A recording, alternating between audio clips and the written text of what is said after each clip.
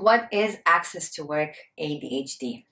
I'm Roxana Cardos, I'm an ADHD coach, and if you live in the UK, I think you want to watch this video.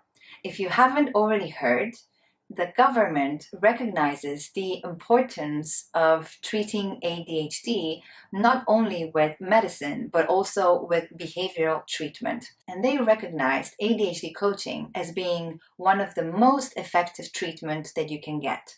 Therefore, they're also sponsoring this intervention. The way that it works is you have to apply through their website to get a grant. Once they offered you the grant, then you are going to be able to choose the coach that you want to work with. The coach is going to invoice you, you're going to pay the invoice, and the government is going to reimburse you for those sessions. Isn't that great? I'm telling you, I work with people from all over the world, and I am deeply touched by the intervention that the UK government has in supporting people with ADHD.